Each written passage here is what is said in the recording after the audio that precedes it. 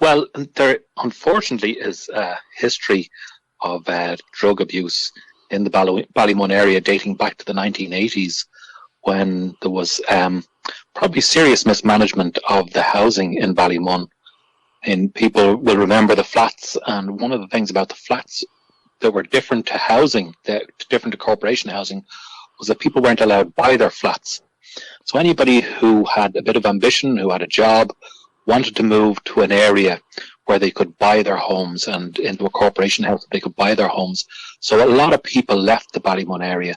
And in 1985, nearly half the population left. So it was a huge turnover in the population.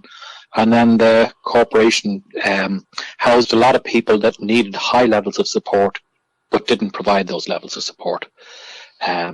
So it just created a chaotic situation. And it was in that circumstances that drugs managed to get a hold, and with devastating consequences. So we still have a legacy of that. We still have people who have addictions going back 30 years living in the area. And unfortunately, a lot of those have been stable in recent years, which is the good thing. They've been stable on methadone and well looked after. But drug dealers targeted them in recent years and tried to get them hooked on crack cocaine because they could make a lot more money that way.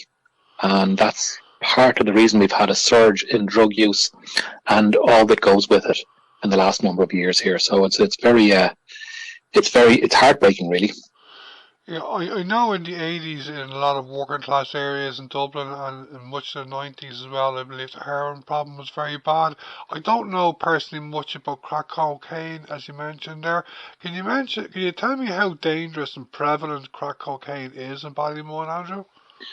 Well, one of the key differences between heroin and crack cocaine is with heroin, there is an alternative. Methadone is something you can take once a day. You can drink it. You don't have to inject it.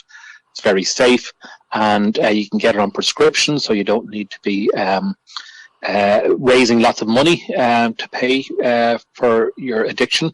So it helps people to stabilize their lives, and people can lead pretty normal lives if they're on a methadone maintenance program. But the key difference there in crack cocaine is that we don't have an alternative. If somebody is addicted to crack cocaine, we don't have something else we can give them that's safer, more reliable, and on prescription. So they're kind of, all we can do is try and offer them support until they come to the realization themselves that they want to move away from it. But some people tragically don't, and it consumes their life, and they will neglect other aspects of their life. They'll neglect looking after themselves. They'll often spend money on drugs before they buy food. So people often lose weight and can be very dramatic over a 6 or week period, or 6 or 8 weeks. People can completely change their body shape. And tragically, sometimes they'll neglect their family, they'll neglect their children, and that's something that's really worrying us. I know you live in Ballymun, Andrew.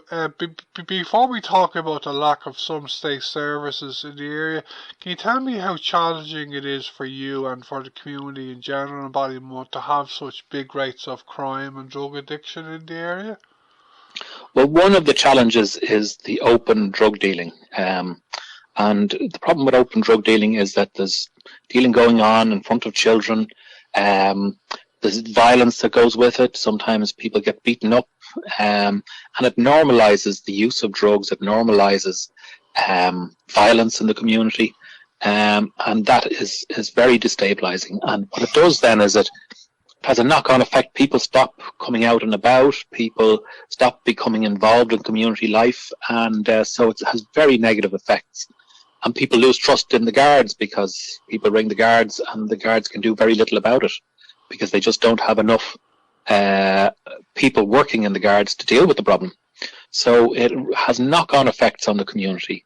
And so, you know, my children are young. I have 2 boys, 5 and 2, so it doesn't affect them so much directly. But when children get a bit older, teenagers, that's very tough because, you know, some of them just don't want to be out and about and, you know, be involved in that scene. And others do unfortunately get sucked into it. One of the key things about the way the drug laws are that if you're caught with 13,000 euros worth of drugs, is a mandatory sentence of 10 years.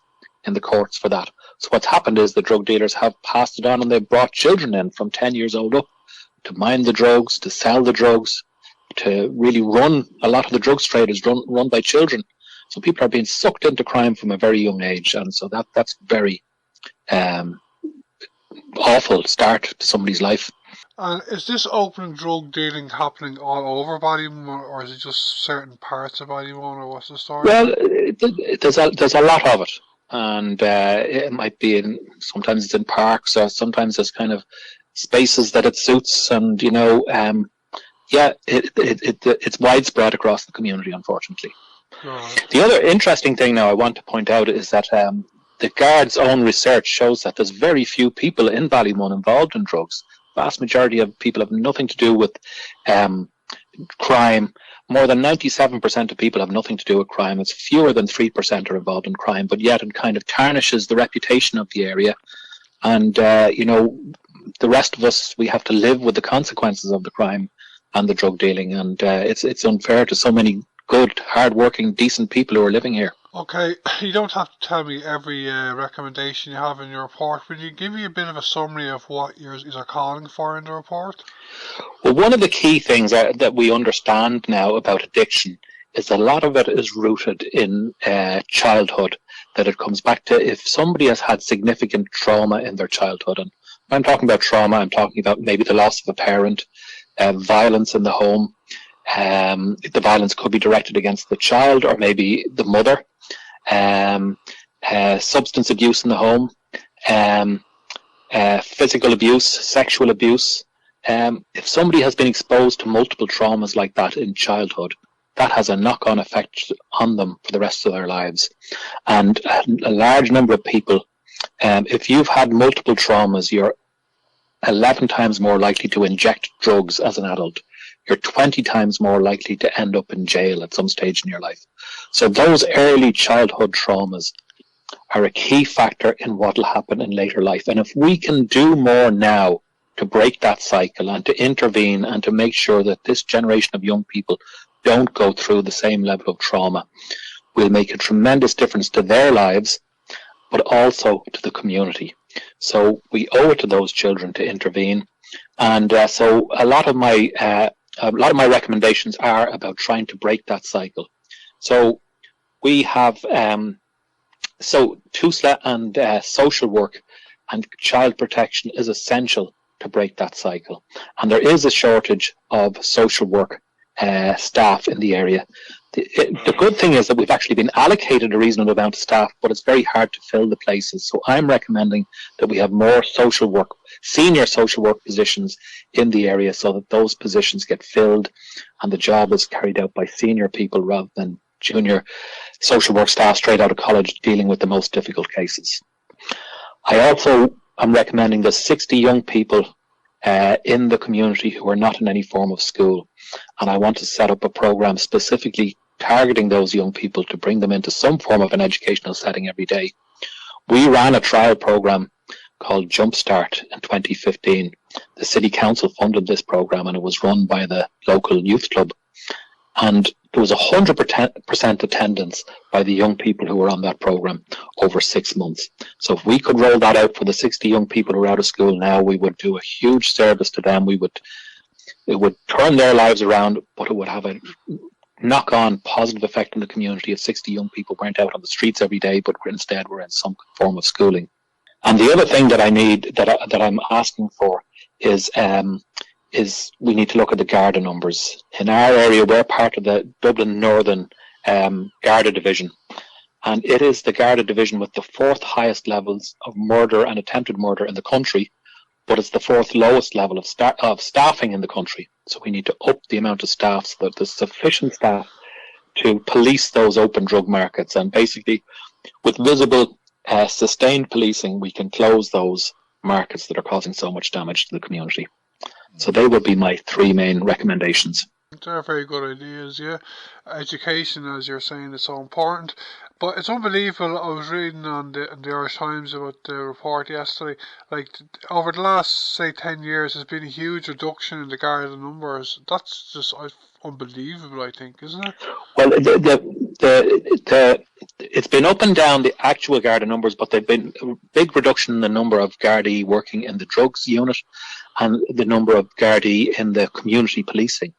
And we need to restore those numbers in the community policing and in the drugs unit so that we can deal with that street crime, with that open drug dealing, which really got out of hand in recent years. Okay, Andrew, are you in any way confident that the state government and state services like the Gardaí are going to accept your recommendations? Well, I worked with the Gardaí on this report, and I am hopeful that the government will see that what I'm asking for is reasonable. What I'm asking for is actually to bring us to the level of service available in other communities. So, for example, I was talking about that educational program for young people who are outside of school. Those programs are available in other communities, such as our neighbours in Finglas and in the inner city in Dublin have programs for those young people. We don't have one here in Ballymun. So all we're looking for is to bring our service up to the level of services elsewhere. Our policing numbers are below the national average. I want to bring them up. And the social work team, we need to strengthen that. They have actually been allocated those places, but they're finding it difficult to fill. So I've given them some practical suggestions about how they might fill up those places. Okay, Andrew, to come towards the end of the interview, can you tell me what in the short to medium term you will be doing in your task force to try to get the current situation in relation to drugs and crime in Ballymun to change? Well, what we're going to do now is we're going to look to meet senior ministers and the Taoiseach to try and make the case as strongly as we can that for a modest intervention now we can transform the lives of children growing up and make a big difference to the future of this community. And I believe we have a very bright future in Ballymun. And it's a great community here and they just need a little bit of help.